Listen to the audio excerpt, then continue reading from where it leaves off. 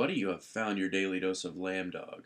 This is going to be a video response to my friend on here, longtime friend, Dangerous Dan 762, who actually found me through a link of a video that I did about Hickok 45, where I'm actually in this office complaining about how Hickok has the ability to shoot 200 yards with a 45, and I'm like ranting and raving like a lunatic. And Dan and I became friends after that and got closer through our little intellectual group, our intellectual think tank of riffraff ne'er-do-wells. And yeah, and I miss the conversations that we've once had. This response is a little late, and you wouldn't think that I missed those conversations by how long it took me to respond, but hopefully this will make up for all of that. Link to Dan's video in the description box. Check it out if you haven't already.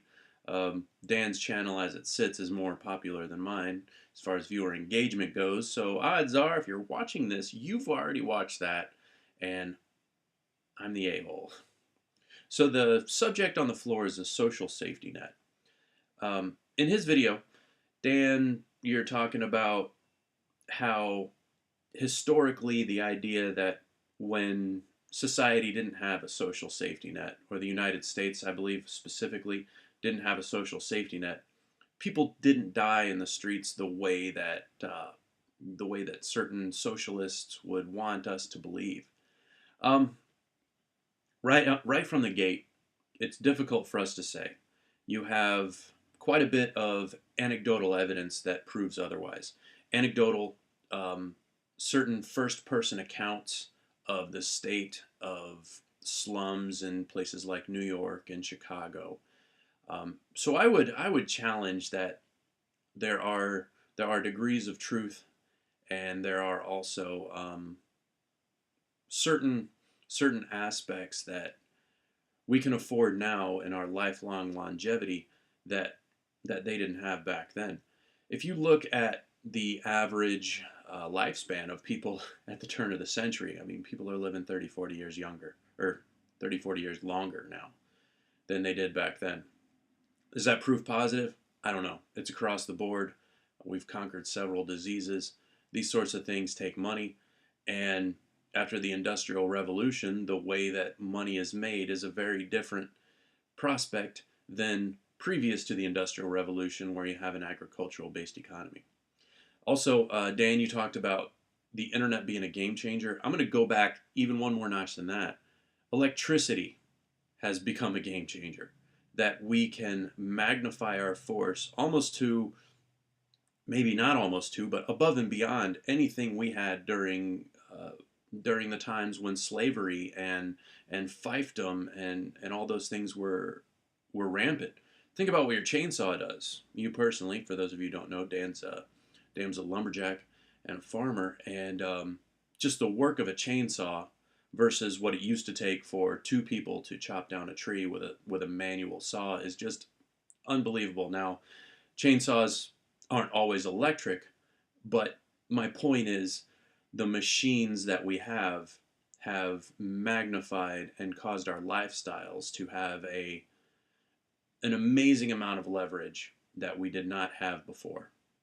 That leverage, of course, takes money.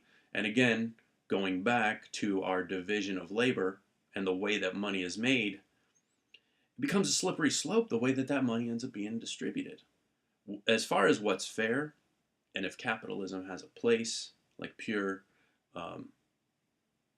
anarchical capitalism, I have faith that it does. I have faith that capitalism is a law that you cannot get away from, and that it will always find a way, and that's what truly succeeds in the long run.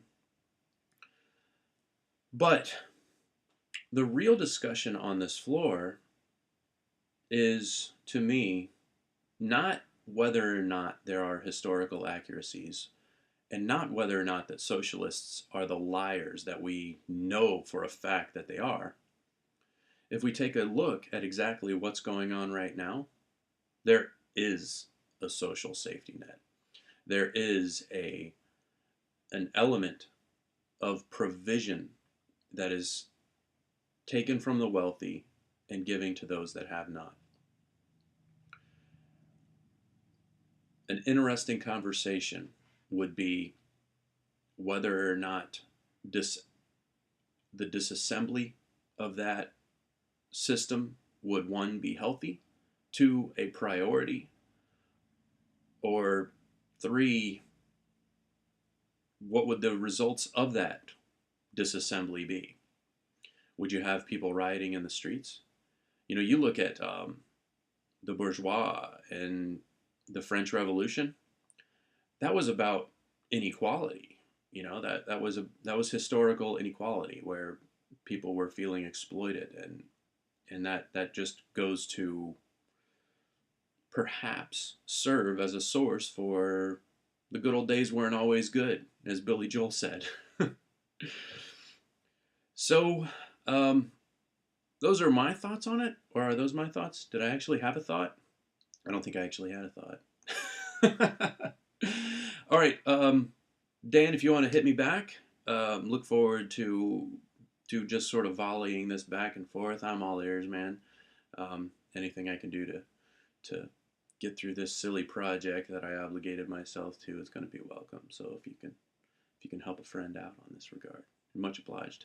And digging also to Backwoods Bladesmith, digging those videos. It's cool. You are an artist and a craftsman, sir. So this has been your daily dose. Y'all be good.